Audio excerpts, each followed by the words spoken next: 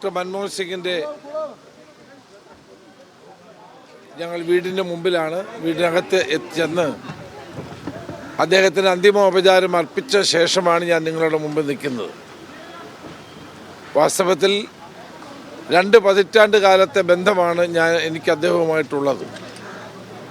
ഇന്ത്യയെ സാമ്പത്തിക ശക്തിയായി വളർത്തിയെടുക്കുന്ന കാര്യത്തിൽ വലിയ പങ്ക് വഹിച്ച ശക്തനായ ഭരണാധികാരിയായിരുന്നു, നിഷ്കളങ്കനായ വ്യക്തിയായിരുന്നു, അഴിമതിയുടെ കറപുരളാത്ത കറതീർന്ന വ്യക്തിത്വമായിരുന്നു ശ്രീ മൻമോഹൻ സിംഗിൻ്റേത്. അദ്ദേഹത്തിൻ്റെ ഭരണകാലം ഇന്ത്യ ചരിത്രത്തിലെ ഒരു സുവർണ കാലഘട്ടമാണ്.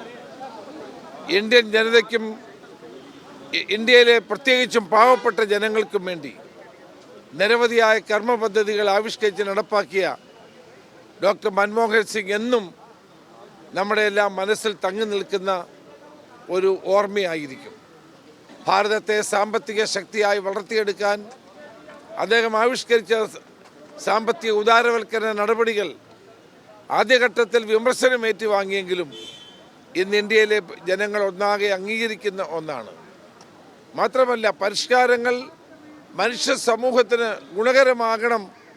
പാവപ്പെട്ടവർക്ക്, സാധാരണക്കാർക്കും, കൃഷിക്കാർക്കും, സമൂഹത്തിൻ്റെ താഴെത്തട്ടിലുള്ള എല്ലാ ജനവിഭാഗങ്ങൾക്കും പ്രയോജനപ്പെടണമെന്ന് കണ്ടുകൊണ്ട് അതിനുവേണ്ടി പ്രവർത്തിച്ച ആ ഭരണാധികാരിയായിരുന്നു ഡോക്ടർ മൻമോഹൻ സിംഗ്.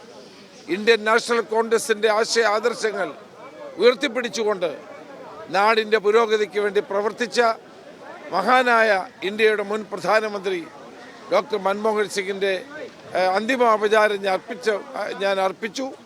അദ്ദേഹത്തിൻ്റെ ഓർമ്മകൾ എന്നും നിലനിൽക്കട്ടെ എന്ന് പ്രാർത്ഥിക്കുന്നു. അദ്ദേഹം നൽകിയ സംഭാവനകൾ എന്നും ജനങ്ങൾ ഓർക്കും എന്നെനിക്ക് ഉറപ്പുണ്ട്.